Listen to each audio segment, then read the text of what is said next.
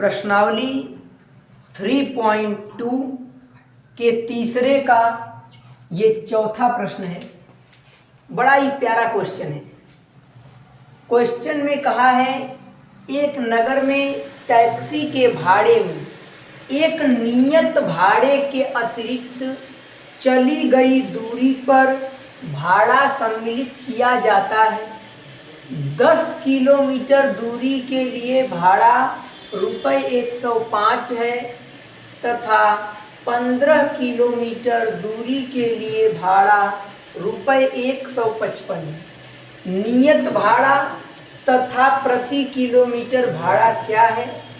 एक व्यक्ति को 25 किलोमीटर यात्रा करने के लिए कितना भाड़ा देना होगा? अब यहाँ ध्यान दीजिएगा, हमको क्वेश्चन में पूछा क्या है? कहा है कि एक नगर में टैक्सी के भाड़े में एक नियत भाड़े के अतिरिक्त चली गई दूरी पर किराया लिया जाता है। मतलब कि नियत भाड़ा तो फिक्स है, उस नियत भाड़ा के अलावा आप जितना एक्स्ट्रा चलेंगे उसका भाड़ा अलग से लिया जाएगा। जैसे मान लीजिए ये चिरैयाकूट है,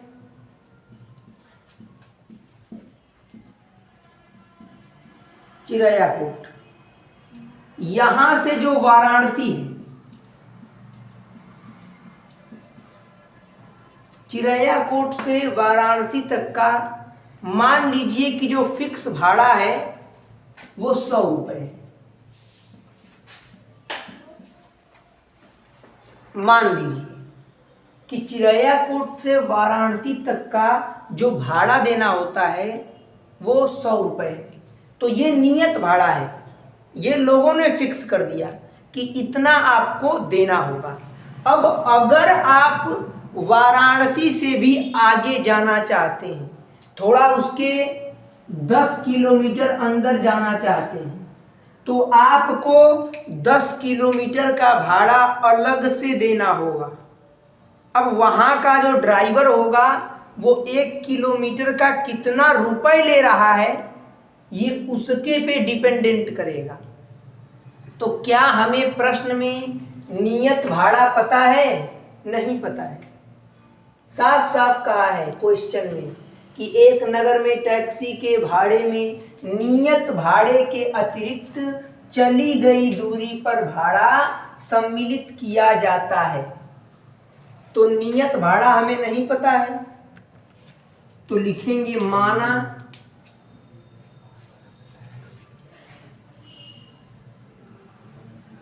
नियत भाड़ा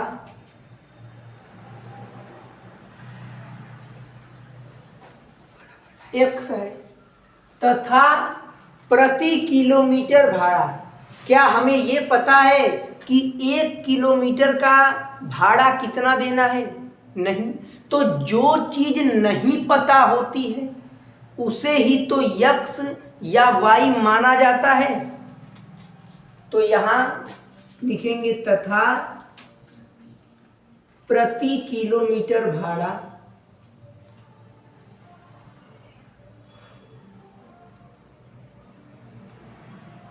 प्रति किलोमीटर भाड़ा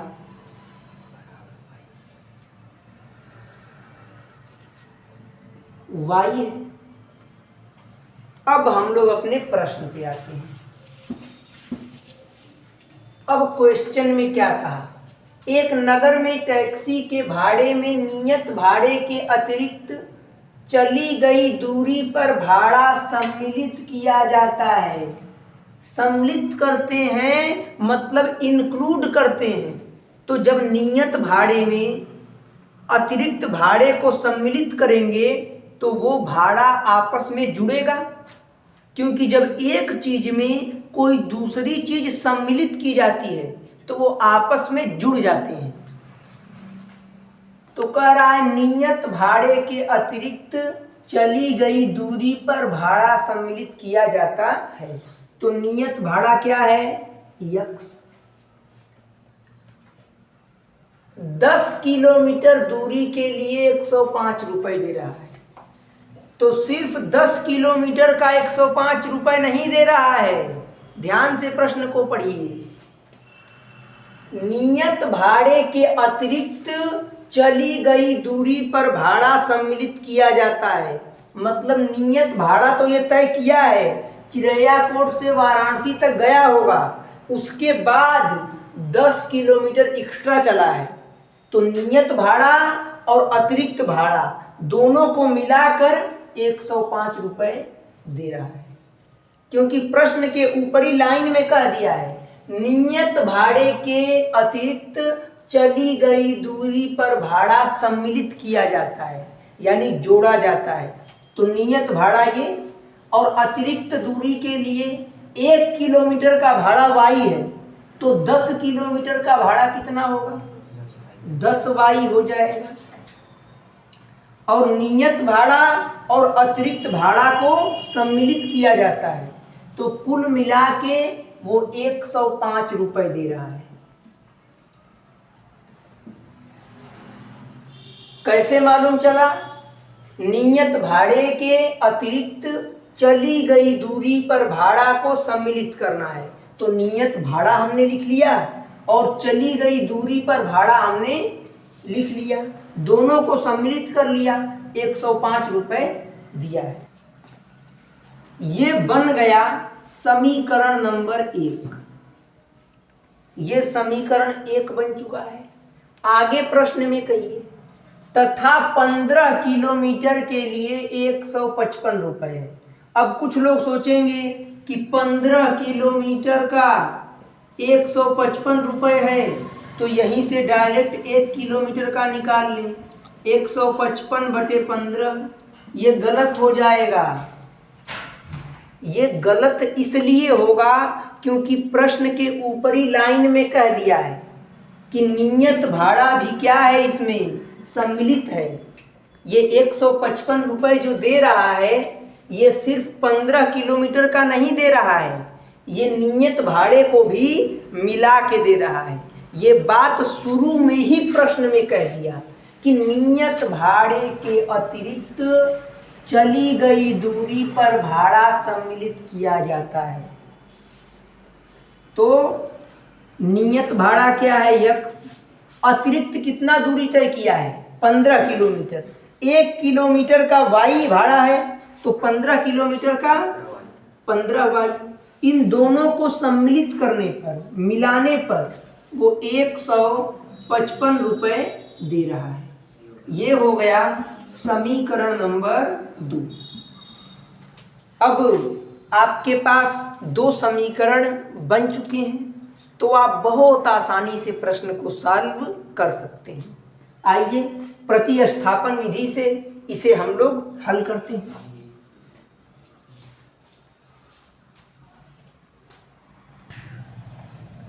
अब प्रतिस्थापन विधि लगाते हैं, तो लिखेंगे समीकरण 1 से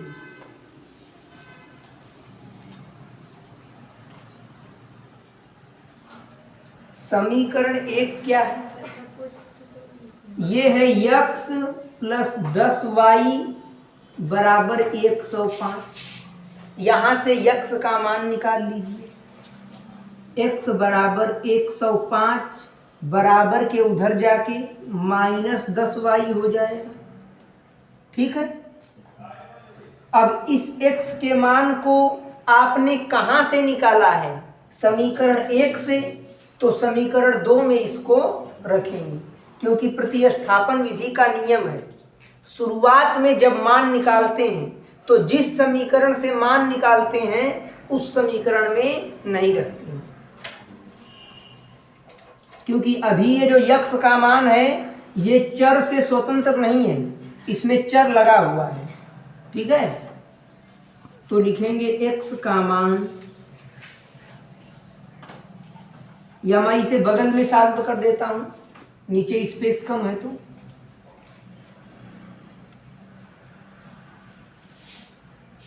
x का मान हमने क्या निकाला? 105 माइनस 10y। अब लिखेंगे x का मान समीकरण 2 में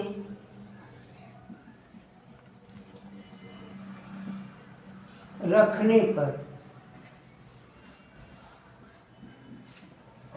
समीकरण 2 क्या है? ये है x प्लस 15y बराबर 155। अब ध्यान दीजिएगा, x के जगह हमें क्या रखना है? 105 माइनस 10y रखना है।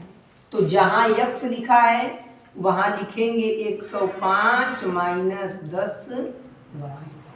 अब चूंकि x के गुणांक में कुछ है नहीं, अगर x के गुणांक में कुछ होता तो इसमें गुणा करता, तो यहाँ कोष्टक लगाना जरूरी हो जाता। अभी आप कोष्टक लगा भी सकते हैं और कोष्टक नहीं भी लगा सकते हैं, क्योंकि यहाँ x में गुणा करने वाला कुछ नहीं है। प्लस 15y बराबर 155। तो ध्यान दीजिएगा, 105, 15 में से 10 जाएगा, 5y बचेगा। चूंकि 15 बड़ा है और 15 के आगे प्लस का चिन्ह है, इसलिए यहाँ भी प्लस लगेगा, बराबर 155। तो यहाँ से 5y बराबर क्या हो जाएगा? 155 बराबर के इधर प्लस 105, उधर जाएगा तो माइनस 105 हो जाएगा। y बराबर 5 में से 5 गया 0, ये 5 में से 0 गया 5 और ये 1 में से 1 गया, खत्म। 5 इधर गुणा कर रहा है, इधर आके भाग करेगा। 5 एक कम 5, 5 दहा 50। y का मान 10 आ चुका है। अब y का मान अगर आप दोनों समीकरणों में से किसी भी समीकरण में रख देंगे तो आपका x का मान निकल जाएगा। तो लिखेंगे y का मान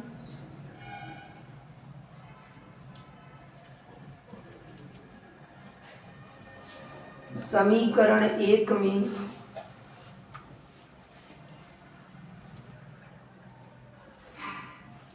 रखने पर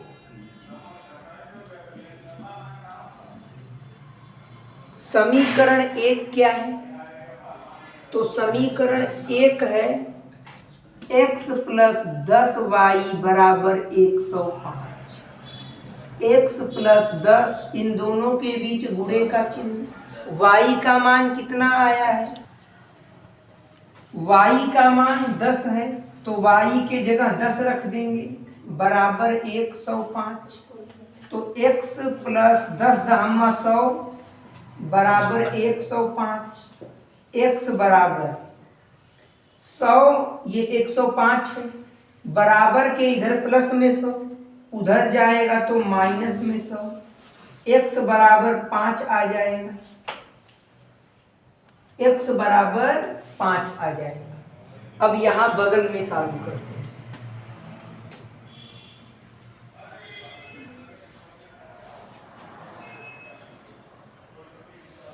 ध्यान दीजिए, फाइनली हमें x का मान कितना मिला? 5, और y का मान कितना मिला? 10। अब क्वेश्चन में आगे पढ़िए क्या कह रहा है। एक व्यक्ति को 25 किलोमीटर यात्रा करने के लिए कितना भाड़ा देना होगा? तो व्यक्ति 25 किलोमीटर यात्रा तो कर रहा है, लेकिन प्रश्न के शुरुआत में ही कह दिया है कि नियत भाड़े के अतिरिक्त चली गई दूरी पर भाड़ा लिया जाएगा। तो व्यक्ति ने नियत भाड़ा तो तय किया ही होगा, तो नियत भाड़ा हमने क्या माना है? x माना। इस व्यक्ति ने नियत भाड़ा तय किया और उसके अलावा 25 किलोमीटर अलग से दूरी तय किया है। 25 किलोमीटर दूरी अलग से तय किया है।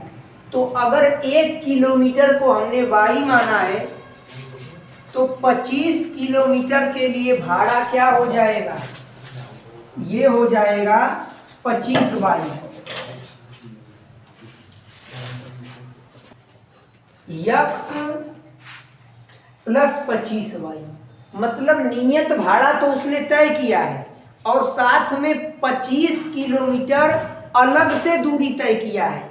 तो 1 किलोमीटर की दूरी हमने y माना है, तो 25 किलोमीटर की दूरी 25y हो जाएगी।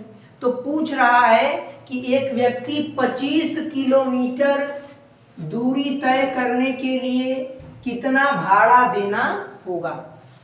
तो वो सिर्फ 25 किलोमीटर दूरी नहीं तय कर रहा है, नियत दूरी तय किया है, उसके बाद 25 किलोमीटर दूरी तय कर रहा है। ये बात हमें कैसे मालूम चली? प्रश्न में शुरू में ही कहा है कि व्यक्ति नियत भाड़े के अतिरिक्त चली गई दूरी पर भाड़ा सम्मिलित किया जाता है। तो हमने इंक्लूड कर दिया। इसका कै रुपया देना होगा, x और y का मान रख दीजिए, अपने आप रुपया निकल के आ जाएगा कि कितना देना होगा। नियत भाड़े के अलावा 25 किलोमीटर एक्स्ट्रा चलने के लिए कितना पैसा देना होगा, कितना रुपया देना होगा, निकल के आ जाएगा। x का मान 5,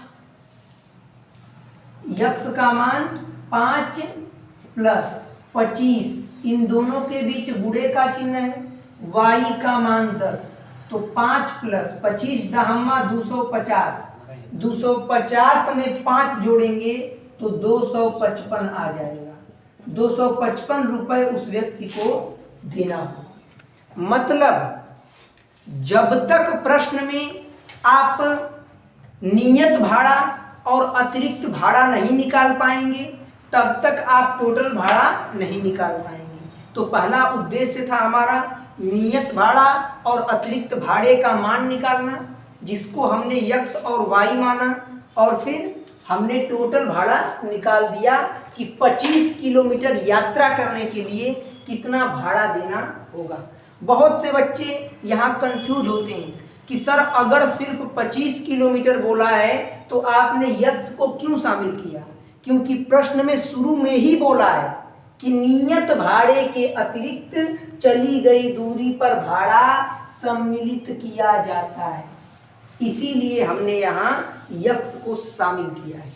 तो आप इसे नोट कर लीजिए। प्रश्नावली 3.2 का ये तीसरे का 5वां प्रश्न है। तीसरे का 1 से लेकर 4 तक के क्वेश्चन हम लोग हल कर लिए। अब ये 5वां प्रश्न हल कर रहे हैं, तो ध्यान से सभी लोग प्रश्न को पढ़ेंगे कि प्रश्न में क्या कह रहा है। यदि किसी भिन्न के अंश और हर दोनों में 2 जोड़ दिया जाए तो वह भिन्न 9/11 हो जाती है। यदि अंश और हर दोनों में 3 जोड़ दिया जाए तो वह 5/6 हो जाती है। वह भिन्न ज्ञात कीजिए। आपको ये पता है कि पहली कंडीशन में भिन्न के अंश और हर में 2 जोड़ा जा रहा है, दूसरी कंडीशन में भिन्न के अंश और हर दोनों में 3 जोड़ा जा रहा है। लेकिन क्या आपको भिन्न का अंश पता है? क्या आपको भिन्न का हर पता है? अगर आपको भिन्न का अंश पता होता और भिन्न का हर पता होता तो हर एक मान को आप निकाल लेते। तो जो चीज नहीं पता होती है उसे ही तो x या y माना जाता है और उसकी वैल्यू निकाला जाता है। तो चूंकि इस प्रश्न में हमें ना तो भिन्न का अंश पता है और ना ही भिन्न का हर पता है, इसलिए हम भिन्न के अंश को x मान लेंगे और भिन्न के हर को y मान लेंगे। तो लिखेंगे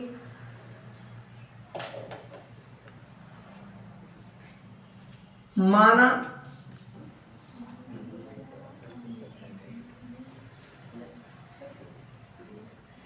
भिन्न का अंश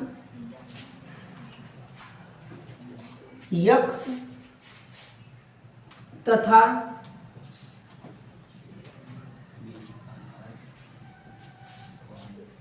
भिन्न का हर y। ठीक है। अब प्रश्नानुसार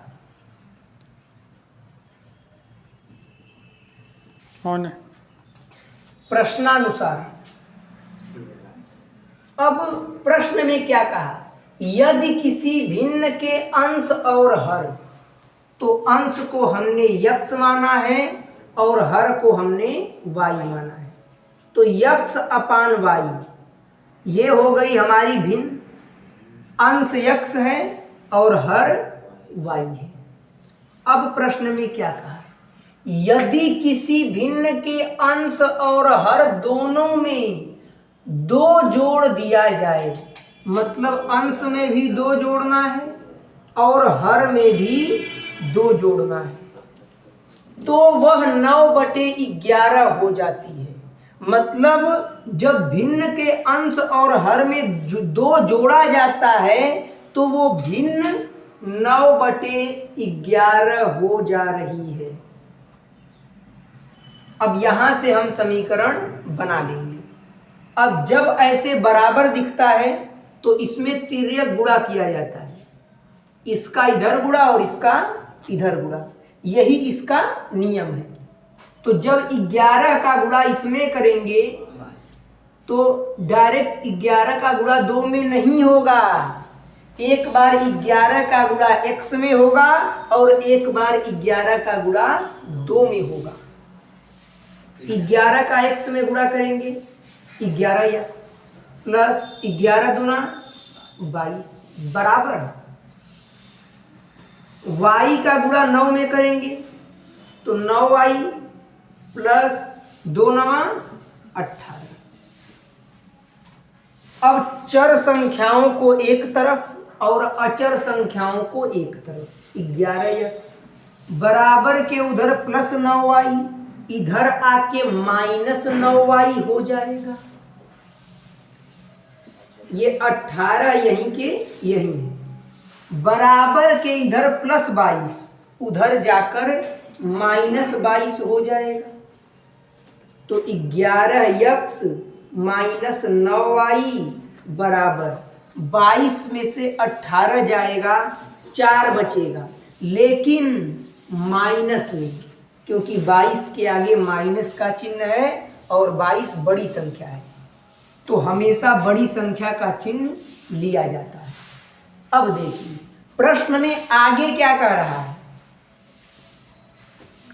यदि अंश और हर दोनों में, ये रहा अंश ये रहा हर, यदि अंश और हर दोनों में 3 जोड़ दिया जाए, मतलब अंश में भी 3 जोड़ना है और हर में भी 3 जोड़ना है। यदि अंश और हर दोनों में 3 जोड़ दिया जाए तो वह 5/6 हो जाती है। हमें ये बात पता थी कि पूरा का पूरा कॉन्सेप्ट, पूरा का पूरा लॉजिक अंश और हर पे डिपेंड करता है, इसीलिए हमने अंश और हर को यक्स और वाई मान लिया, क्योंकि जो चीज नहीं पता होती है उसे ही यक्स या वाई माना जाता है। अब ध्यान दीजिए, फिर से वही नियम, तिर्यक गुणा करना होगा।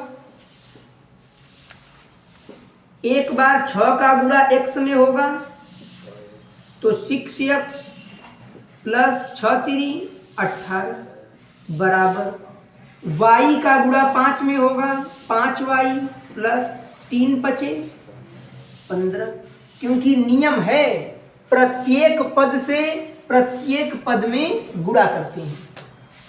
अब चर संख्याओं को एक तरफ और अचर संख्याओं को एक तरफ भेज दीजिए।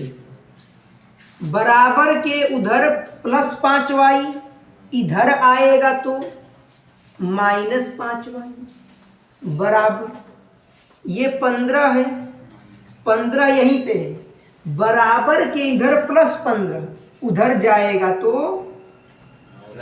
ये बराबर के इधर प्लस 18, उधर जाएगा तो -18 हो जाएगा।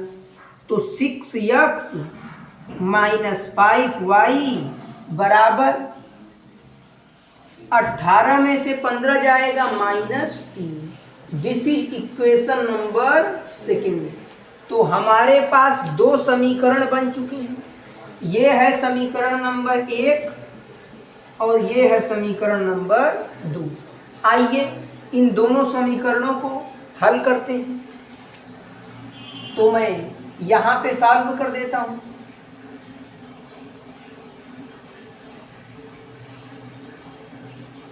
समीकरण 1 क्या है?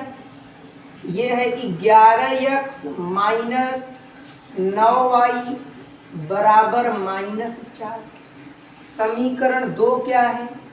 6x - 5y बराबर -3। ये है समीकरण नंबर 1 और ये है समीकरण नंबर 2। अब ध्यान दीजिए, प्रतिस्थापन विधि से हल करना है, क्योंकि प्रश्न में बोला है, सबसे पहले वाले प्रश्न में ही बोल दिया है कि निम्न रैखिक समीकरण युग्मों को प्रतिस्थापन विधि से हल ज्ञात कीजिए। तो किसी एक समीकरण से x या y का मान निकालकर दूसरे समीकरण में रखेंगे। समीकरण 1 से आप समीकरण 2 से भी मान निकाल सकते हैं, तब भी सेम आंसर आएगा। समीकरण 1 से, समीकरण 1 क्या है? यह है 11x - 9y बराबर -4। यहां से चलिए मान निकालिए। तो यहां से x बराबर -4 बराबर के इधर -9y, उधर जाएगा तो +9y। अब यहां देखिए 11x बचा है ना, 11x बराबर -4, ये उधर गया तो +9y। ये 11 इसमें क्या कर रहा है? गुणा कर रहा है। तो अगर ये बराबर के उधर जाएगा तो ये भाग करेगा। हमने एक स्टेप छोटा कर दिया। अब x का मान आपने कहां से निकाला है? समीकरण 1 से। तो अब समीकरण 2 में इसको रखा जाएगा। तो लिखेंगे x का मान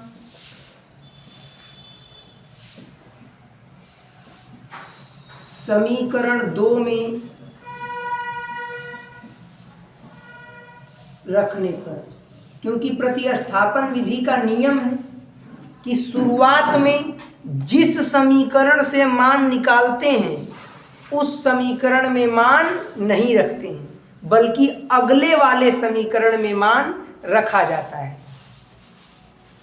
तो समीकरण 1 से मान निकाले हैं तो समीकरण 2 में रखेंगे। समीकरण 2 क्या है? 6x - 5y बराबर -3।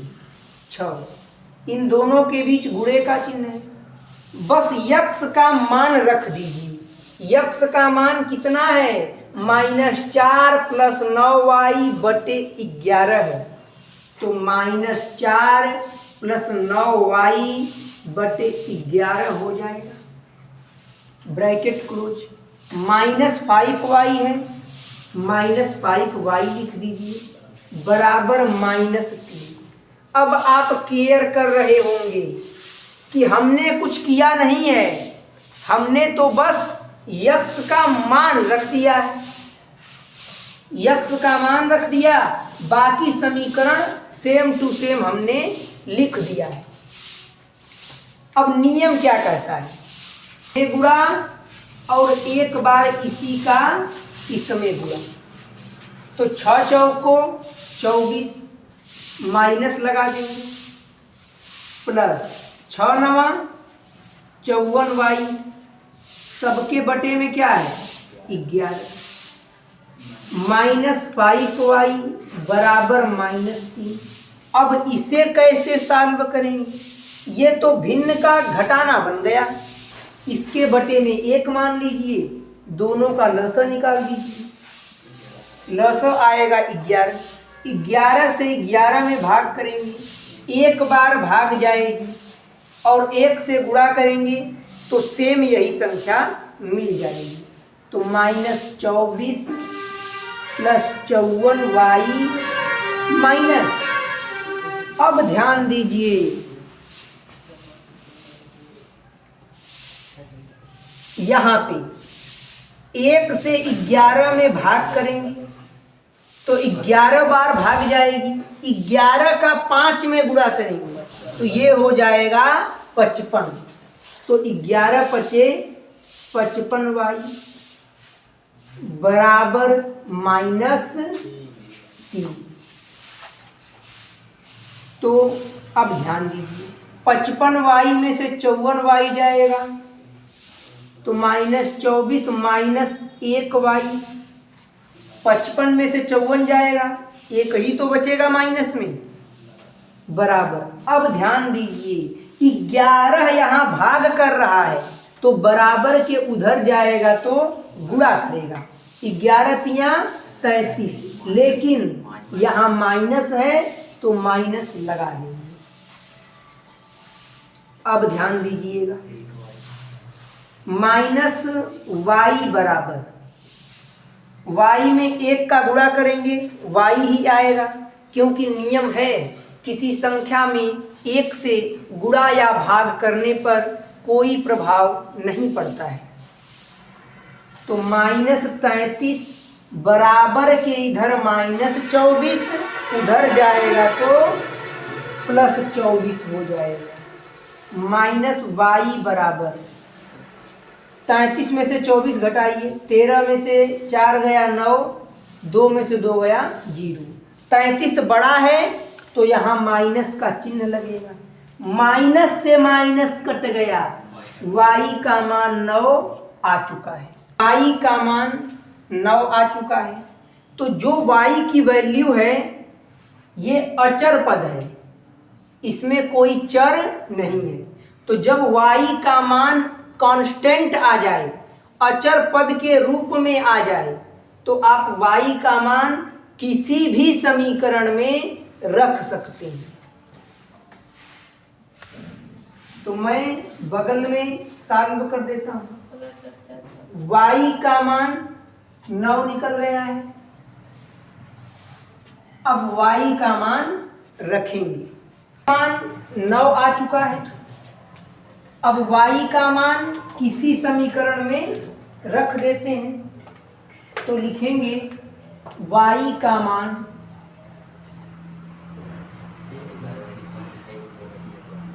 समीकरण 1 में, y का मान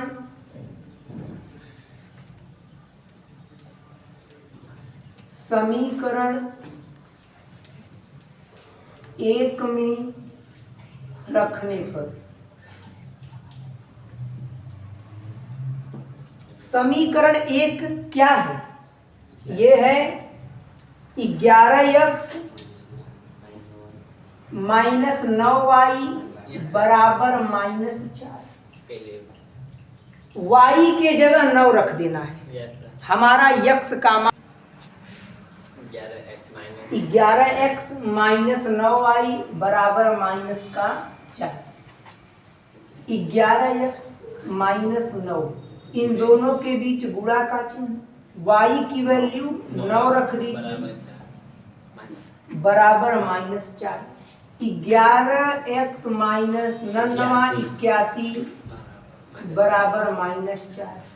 11x बराबर -4। ध्यान दीजिएगा, बराबर के इधर -81, उधर जाकर +81 हो जाएगा। तो x बराबर 81 में से 4 जाएगा, 77 बचेगा।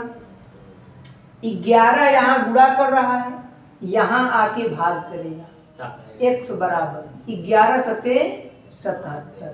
तो फाइनली x की वैल्यू 7 आ गई और y की वैल्यू 9 आ गई।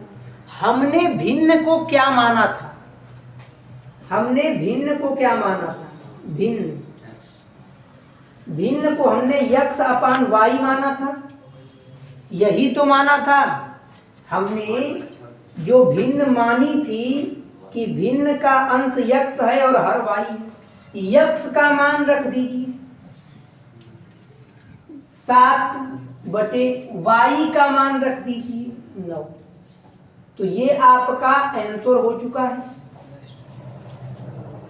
अब ध्यान दीजिए, हम लोग आंसर को चेक करेंगे कि हमारा आंसर सही है कि नहीं। तो हमारी भिन्न क्या आई है 7/9। अब देखिए कि जो हमारा आंसर आया है क्या वो प्रश्न के कंडीशन को पूरा कर पा रहा है। तो प्रश्न में कहा है यदि किसी भिन्न के अंश और हर दोनों में 2 जोड़ दिया जाए तो वह 9/11 हो जाती है। आइए इसमें जोड़िए, 7 में 2 जोड़ेंगे तो 9 होगा, बटे 9 में 2 जोड़ेंगे तो 11 हो जाएगा। पहला कंडीशन पूरा हो गया। अगले कंडीशन में क्या कहा, यदि भिन्न के अंश और हर दोनों में 3 जोड़ दिया जाए तो 5/6 हो जाती है। भिन्न क्या आया 7/9। अंश और हर दोनों में 3 जोड़ने के लिए कह रहा है, तो कह रहा है कि भिन्न 5/6 हो जाती है। आइए देखते हैं, 7 3 10/9 3 12 बराबर 5/6। आप कहेंगे सर ये तो गलत लग रहा है, बराबर नहीं आ रहा है। तो आप ध्यान से देखिए, ये बराबर ही आ रहा है। 2 5 10 और 2 6 का 12, 5/6 बराबर 5/6। मतलब हमारा आंसर बिल्कुल सही है। इस प्रकार से आप उत्तर की जांच कर सकते हैं। या तो हमने जो 2 समीकरण बनाया है, अगर उन दोनों समीकरणों में आप x और y का मान रख देंगे तो लेफ्ट हैंड साइड और राइट हैंड साइड बराबर आ जाएगी। आइए मैं आपको मान रख के दिखा देता हूं। 11 गुणे x का मान रखेंगे 7, 11 7 77 माइनस y का मान 9, तो 9 81, 77 में से 81 जाएगा, -4 बचेगा और उधर भी -4 है। तो ऐसे आप वैल्यू रखिए, समीकरण में मान रखिए, चाहे प्रश्न के कंडीशन को पूरा कीजिए। हमारा आंसर प्रश्न को संतुष्ट करना चाहिए। तो आप इसे नोट कर लीजिए। ये तो मैंने आंसर को चेक किया है, तो इसे नोट करने की कोई आवश्यकता नहीं है। ये पूरा प्रश्न है और इसका आंसर हमने लगा दिया। आप इसे नोट कर लीजिए।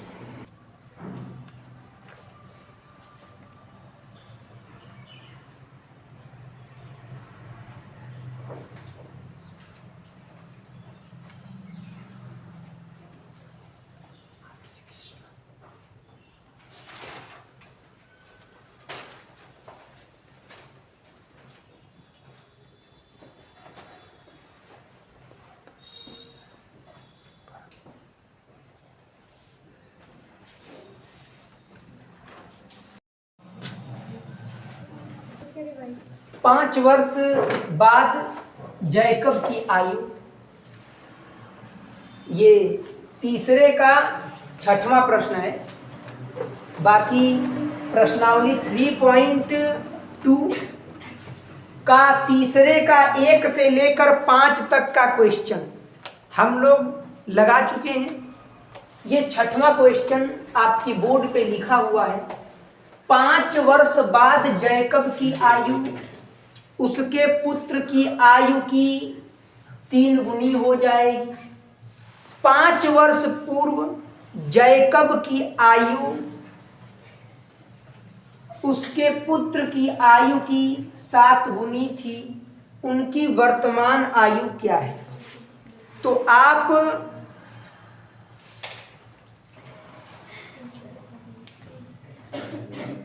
अब जैकब की आयु के बारे में कहा है कि 5 वर्ष बाद उसके पुत्र की आयु से 3 गुनी हो जाएगी और 5 वर्ष पहले उसके पुत्र की आयु की 7 गुनी थी।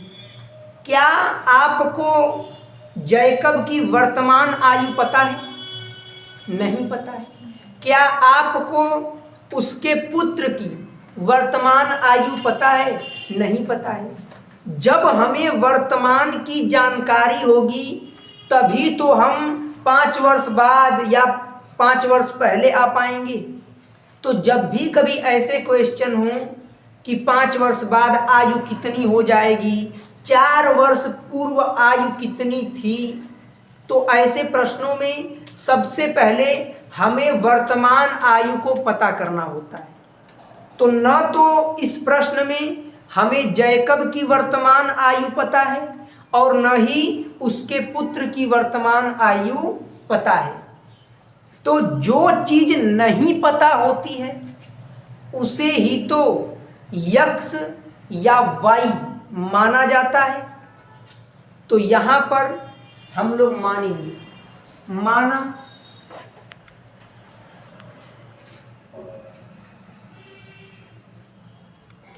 जैकब की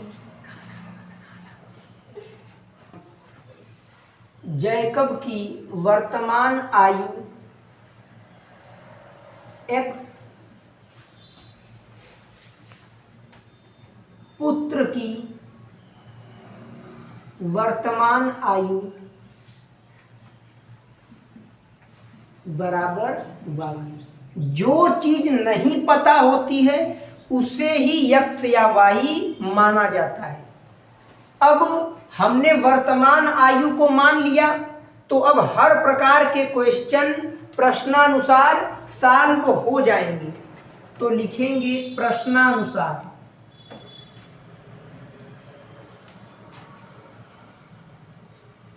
प्रश्नानुसार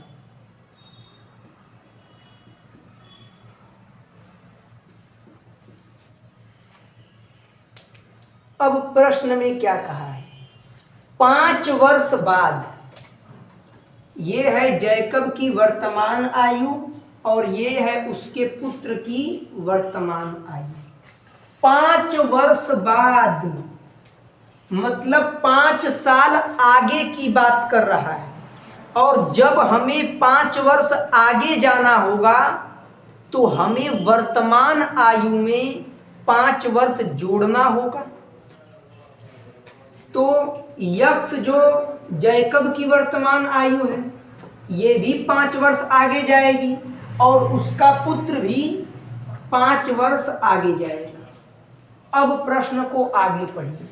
5 वर्ष बाद जैकब की आयु उसके पुत्र की आयु से 3 गुनी हो जाएगी। 5 वर्ष बाद हमने दोनों को 5 वर्ष बढ़ा दिया। 5 वर्ष बाद जैकब की आयु उसके पुत्र की आयु की 3 गुनी हो जाएगी। मतलब जैकब को 3 गुना कह रहा है। अगर हम इसके अपोजिट इसके पुत्र को 3 गुना कर देंगे तो समीकरण बराबर हो जाएगा। क्योंकि समीकरण को बैलेंस करने का ये नियम है कि जिसको जितना गुना कहता है उसके अपोजिट साइड में अगर उतना गुना कर दिया जाए तो समीकरण बैलेंस हो जाता है। x + 5 बराबर 1 बार 3 का गुणा y में होगा, 1 बार 3 का गुणा 5 में होगा। यही तो कोष्टक खुलने का नियम है। 3y प्लस 3 पचे 15, चर संख्या को एक तरफ और अचर संख्या को एक तरफ, बराबर के उधर प्लस 3y, इधर आकर माइनस 3y हो जाएगा। ये 15 यहां पर सेम टू सेम हमने लिख दिया, बराबर के इधर प्लस 5, उधर जाकर माइनस 5 हो जाएगा। तो x माइनस 3y बराबर 15 में से 5 जाएगा, ये 10 बचेगा। और ये हो गया आपका समीकरण नंबर 1। ये हो गया समीकरण नंबर 1। अब आइए प्रश्न को आगे पढ़ते हैं। आगे प्रश्न में कहा है कि 5 वर्ष पूर्व, मतलब 5 साल पहले की बात कर रहा है। तो हमें 5 वर्ष आगे जाना हो या हमें 5 वर्ष पीछे आना हो, हम कहां से आएंगे? वर्तमान आयु से। अगर 5 वर्ष आगे की बात कर रहा है तो वर्तमान में 5 जोड़ देंगे। अगर 6 वर्ष आगे की बात कर रहा है तो वर्तमान आयु में 6 जोड़ देंगे। और अगर 5 वर्ष पीछे की बात कर रहा है तो वर्तमान आयु में से 5 माइनस कर देंगे, तो वो 5 वर्ष पहले की बात हो जाएगी। तो यहां प्रश्न में क्या कहा है? यहां कहा है कि 5 वर्ष पूर्व, मतलब 5 साल पहले की बात चल रही है। तो वर्तमान आयु है x और उसके पुत्र की वर्तमान आयु y।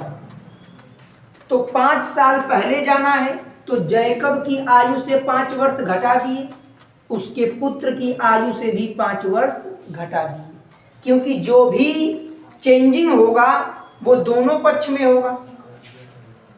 5 वर्ष पूर्व जैकब की आयु उसके पुत्र की आयु की 7 गुनी थी। 5 वर्ष पूर्व, दोनों 5 वर्ष पूर्व हो गए। 5 वर्ष पूर्व जैकब की आयु उसके पुत्र की आयु की 7 गुनी थी, मतलब जैकब को 7 गुना कह रहा है। अगर हम इसके अपोजिट इसके पुत्र को 7 गुना कर देंगे तो समीकरण बराबर हो जाएगा। तो x माइनस 5 बराबर ये 7y माइनस 7 पचे 35 हो जाएगा। चर संख्या को एक तरफ और अचर संख्या को एक तरफ। 7y प्लस में है तो इधर आएगा, माइनस में हो जाएगा। ये minus 35 as it is note है, बराबर के इधर प्लस माइनस 5, उधर जाएगा तो प्लस 5। x माइनस 7y बराबर 35 में से 5 जाएगा माइनस 30। ये हो गया आपका समीकरण नंबर 2। अब नीचे जगह कम है तो मैं यहां बगल में सॉल्व कर दे। क्या है समीकरण 1 है x माइनस 3y बराबर 10। x माइनस 3y बराबर 10।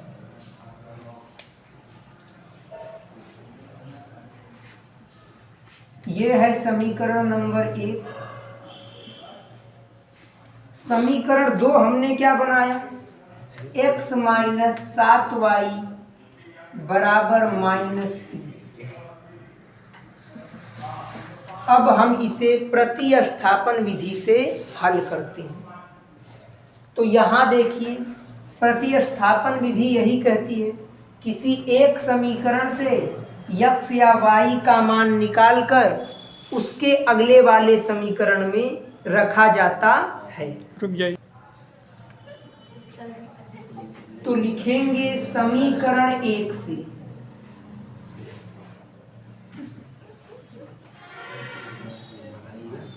समीकरण 1 क्या है?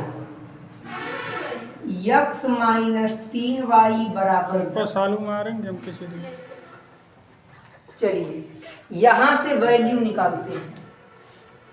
तो यहां से x का मान निकालिए, x बराबर 10 बराबर के इधर माइनस 3y, उधर जाकर प्लस 3y। अब x का मान आपने समीकरण 1 से निकाला है, तो इसे समीकरण 2 में रखा जाएगा। तो लिखेंगे x का मान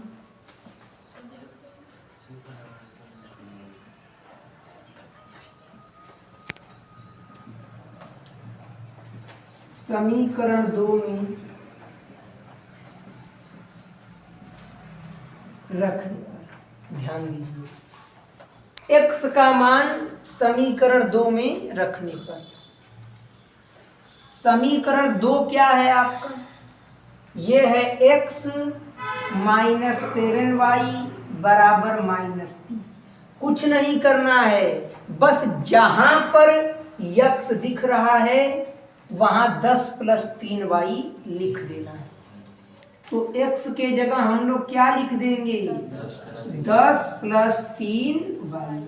x का मान हमने रख दिया माइनस 7y है बराबर माइनस 30। बस x का मान रखा है और बाकी सब same to same as it is note कर दिया है। तो 10, 7 में से 3 जाएगा माइनस 4y, क्योंकि 7 बड़ा है और इसके आगे माइनस का चिन्ह लगा है, बराबर माइनस का 30, माइनस 4y बराबर माइनस 30, बराबर के इधर प्लस का 10, उधर जाकर माइनस का 10। तो माइनस 4y बराबर माइनस 30 और माइनस 10 माइनस 40 हो जाएगा। माइनस से माइनस कट गया, 4 एक कम 4, 4 दहा में 40, y का मान 10 आ चुका है। अब y का मान जो है ये एक कांस्टेंट आया है, मतलब y की जो वैल्यू है ये एक अचर संख्या है। तो इसे आप दोनों समीकरणों में से किसी भी समीकरण में रख सकते हैं। बस प्रतिस्थापन विधि में एक ही बात का विशेष ध्यान रखना है कि शुरुआत में जिस समीकरण से मान निकालेंगे उस समीकरण में मान नहीं रखेंगे, बल्कि उसके अगले वाले समीकरण में मान रखेंगे। अगर आपने समीकरण 2 से मान निकाला है, अगर शुरुआत में प्रतिस्थापन विधि में आपने समीकरण 2 से मान निकाला है तो समीकरण 1 में रखेंगे, और अगर आपने समीकरण 1 से मान निकाला है तो समीकरण 2 में रखेंगे। y बराबर 10। अब y का मान रखेंगे तो x का मान निकल जाएगा। तो चलिए मैं यहां पे y का मान रख देता हूं। समीकरण 1 में रखने पर, समीकरण 1 क्या है? x माइनस 3y बराबर 10। अब जहां y दिख रहा है वहां पे हमें 10 रख देना है, क्योंकि हमने y का मान 10 निकाल लिया है। तो x माइनस 3, इन दोनों के बीच गुणा का चिन्ह। y की वैल्यू कितना निकाला है? 10, तो 10 रख देंगे बराबर 10। x माइनस 3 दहा में 30 बराबर 10, तो x बराबर 10, बराबर के इधर माइनस 30, उधर जाकर प्लस 30, तो x बराबर 40 हो गया। तो हमने x का मान 40 निकाला है और y का मान 10 निकाला है। ये हो जाएगा हमारा आंसर। मतलब कि उनकी वर्तमान आयु क्या है? जैकब की वर्तमान आयु 40 है और उसके पुत्र की वर्तमान आयु 10 है। अब आइए उत्तर की जांच करते हैं कि क्या हमने जो प्रश्न हल किया है क्या उसका उत्तर सही आया है। तो प्रश्न में कहा था 5 वर्ष बाद जैकब की आयु उसके पुत्र की आयु से 3 गुनी हो जाएगी। 5 वर्ष बाद जैकब 3 गुना होना चाहिए। आइए 5 बढ़ा लेते हैं। 40 में 5 जोड़िए 45, 10 में 5 जोड़िए 15। तो जैकब अपने पुत्र का 3 गुना है। हाँ, क्योंकि अगर 15 में 3 से गुणा करेंगे तो जैकब की आयु मिल जाएगी। तो प्रश्न के शर्तों को हमारा आंसर संतुष्ट कर रहा है, मतलब हमारा आंसर बिल्कुल क्लियर है और बिल्कुल सही है। आप इसे नोट कर लीजिए।